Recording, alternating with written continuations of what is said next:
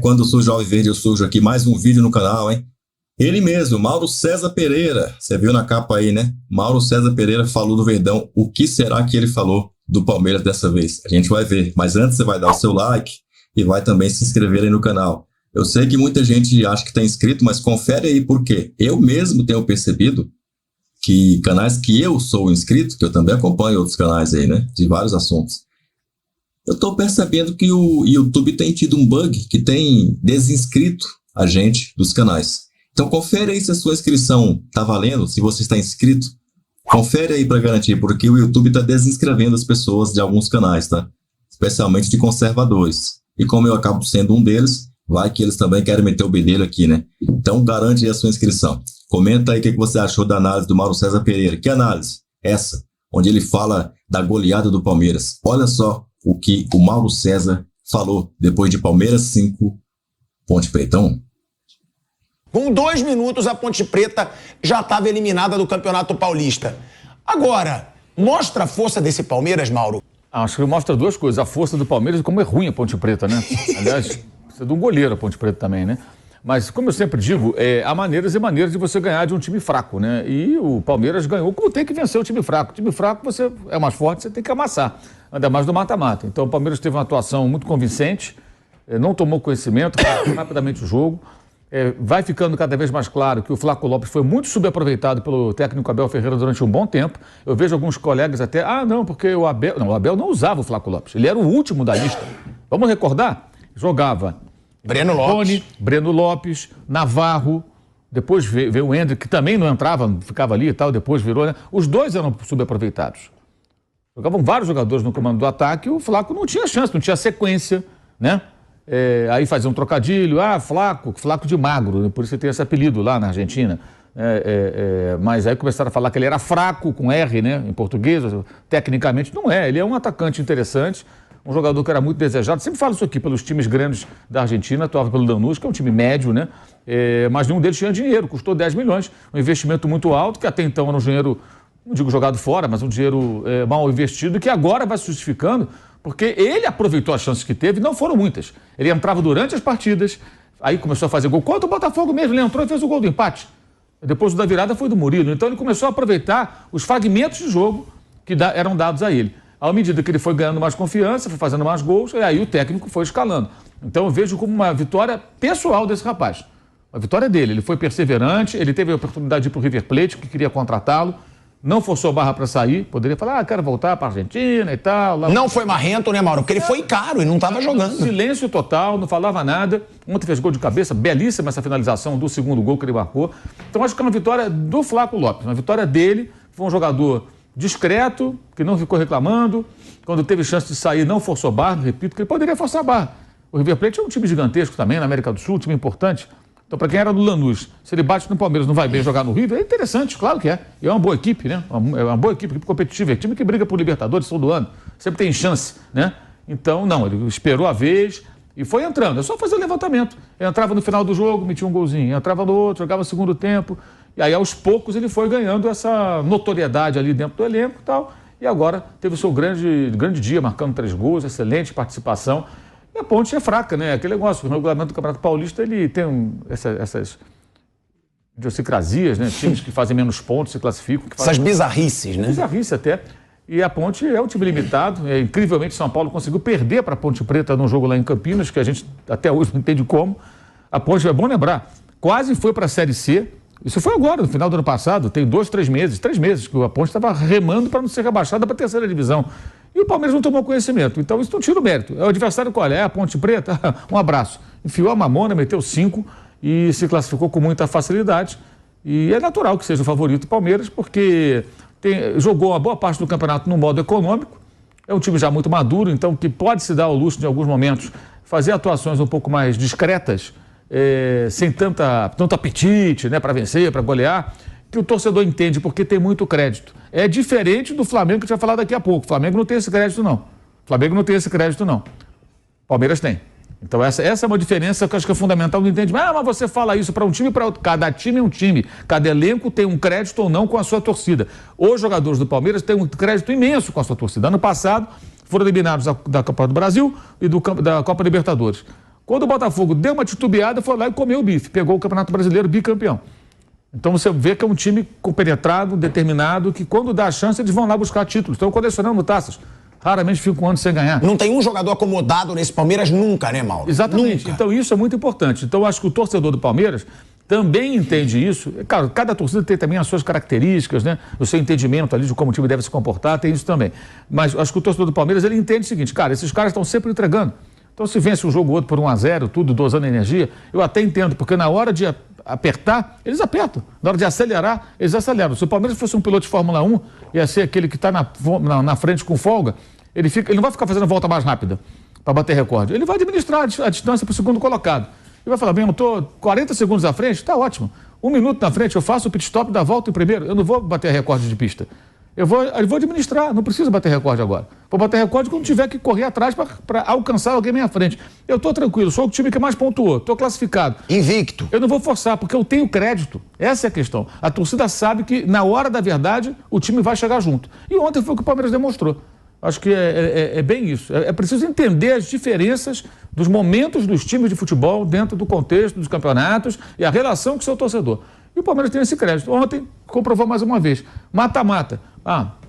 Vamos lá, faz um jogo econômico 1-0, aí toma um gol da Ponte Preta. Como tomou no final, lá ficou 5-1, né? Toma um gol da Ponte, e aí?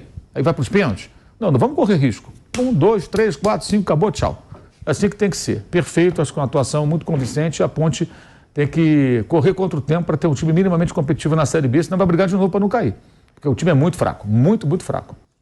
Bom, a gente tem, né, uma situação, Mauro César Pereira, que o Palmeiras, ele perdeu, essa é a maior série invicta entre os clubes que vão disputar a Série A do Campeonato Brasileiro nesse ano, tá? É a do Palmeiras.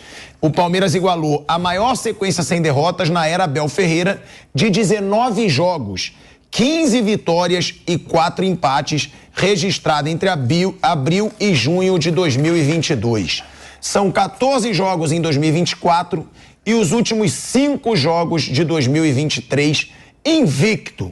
O Palmeiras perdeu apenas 20 vezes nas últimas 166 partidas. É o time mais regular, Mauro, do futebol brasileiro. Não digo melhor, mas é o mais regular nesses últimos anos, porque o próprio Flamengo, que sempre disputa com o Palmeiras, que a gente vai falar aqui, tá 11 jogos sem sofrer gol, o Flamengo invicto, tá na final do Carioca, mas o Flamengo ele alterna muito. Tem épocas de vexame, épocas do modo banana, como você diz, épocas daqui a pouco avassaladoras. Esse Palmeiras é mais regular. Você acha que é o time mais regular dos últimos anos no futebol brasileiro? Não, sem dúvida alguma, né? Mas isso não é coincidência, né? Sequência de trabalho, a mesma comissão técnica, grupo de jogadores, paciência para superar uma ou outra adversidade. Eu sempre lembro aqui, o Palmeiras tem eliminações, algumas eliminações complicadas. 2 seguidas para o São Paulo na Copa do Brasil, 2 em casa para Atlético Paranaense e Boca na Libertadores. CRB na Copa do Brasil também, ou seja, tem algumas derrotas aí que abalam. Mas segue o rumo, né? Não vamos jogar tudo fora por conta disso. E aí você tem os resultados que vêm, porque ninguém vai ganhar tudo, né? Ora bolas. Não é possível ganhar tudo. Então é necessário entender isso. Eu acho que essa regularidade é fruto disso aí. Claro que tem trabalhos que não adianta você ficar esticando a vida inteira, que são ruins. Não é o caso, né? Quando o trabalho é ruim, você tem que trocar. Mas muitas vezes trabalhos promissores ou bons trabalhos, quando passam por uma instabilidade ou uma derrota eventual, geram essas decisões precipitadas. E o Palmeiras, ele, nos últimos anos, não tem feito isso. Pois é, o Mauro César Pereira fazendo aí a sua análise, elogiando, rasgou elogios ao Verdão, hein? Quem te viu, quem te vê, Mauro César. Se bem que também não podemos, nem tudo é flores, né? Rasgou elogios aí, mas teve que cutucar Abel Ferreira, teve que lembrar que a Ponte Preta é um adversário muito fraco. Para elogiar o Palmeiras, ele sempre tem que falar mal do adversário. Não que seja mentira, né? Mas ele sempre tem que enfatizar a deficiência do adversário. Ele nunca elogia o Palmeiras sem enfatizar o adversário. Quando é um adversário forte que perde para o Palmeiras, cometeu erros bobos, cometeu vacilos que não devia, etc. Sempre tem essa conversa. Agora, todo mundo comete erros bobos para perder, para tomar gols. Se ninguém errar, ninguém toma gol, fica 0-0. Para alguns aí, parece que não, né? E aí ele fala do Flaco Lopes, que o Abel deveria ter colocado o Flaco Lopes há muito tempo, porque ele não entende como o Flaco Lopes foi, vamos dizer, rejeitado ali pelo Abel Ferreira, né? Barrado pelo Abel Ferreira esse tempo todo. Ora, bolas. Não é só o Flaco Lopes, nem só de pão vive o homem, nem só de Flaco Lopes vive o Palmeiras. Tinha outros jogadores ali, melhor fase, melhor momento, que estavam jogando. Agora, eu sou um defensor aqui, né? Talvez eu tenha sido muito criticado aqui, ó. Eu sim falava do Flaco, que ele entrou em 2022 e foi muito bem. Ele fez uma sequência metendo gols seguidos em 4 jogos, pelo menos. E ele só perdeu a titularidade, sabe por quê? Porque o Rony voltou, e o Rony vinha muito bem. O Rony, se eu não me engano, teve uma pequena lesão, e ele voltou, e quando ele voltou, ele já voltou titular. O Abel não deixou o Flaco seguir.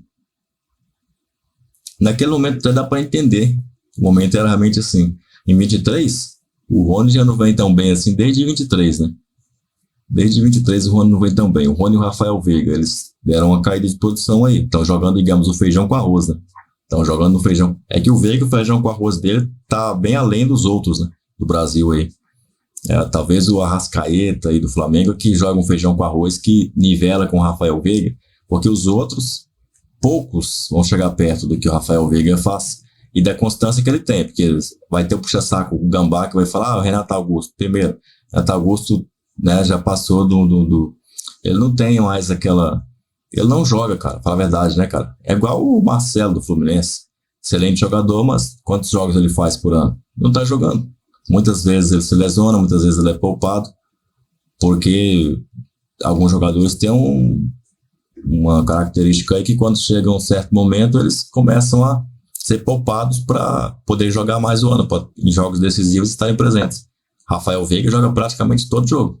Rafael Veiga, Dudu, esses caras aí do Palmeiras, com eles não tem mau tempo, né? Com eles não tem mau tempo. Mas é o seguinte, Mauro César falou, e eu quero saber se você gostou da análise feita pelo Mauro César. Se você gostou, já manda aí o seu comentário, surpreendido aí, né? Manda as suas palavras, o que você achou dessa análise do Mauro César, que de alguma maneira elogiou o Palmeiras, mesmo com as cutucadinhas ali, no Abel Ferreira e tal. Ele deu aquela elogiada no Palmeiras, coisa que não é tão comum de ver, né? Ainda mais ele falando tanto. Geralmente, quando perguntam para ele sobre o Palmeiras, ele fala 20 segundos, 30 segundos, fez o que tinha que fazer, pronto. É isso, não tem nada a falar. E passa.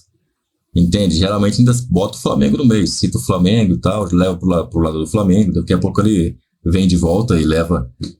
fala vocês aí, eu já falei. É porque geralmente tá puto, porque o Flamengo não tem feito o que o Palmeiras tem feito. Hoje ele até fala, né, que o Palmeiras é o mais constante, o mais regular, e não há dúvida disso. Pois bem, ele também critica muito o Flamengo, né? Flamenguista que é. Não vem com essa de raça, não, que essa não cola pra cima de Moá, tá? Não vem. Deixa o seu like aí, já vai preparando para clicar nos relacionados que aqui vão aparecer em nossa tela final. Avante! Novo Horizontino vem aí, eliminou os Bambis. Meu amigo. Santos e Red Bull Bragantino, Palmeiras e Novo Horizontino serão as semifinais do Paulistão. Avante, palestra!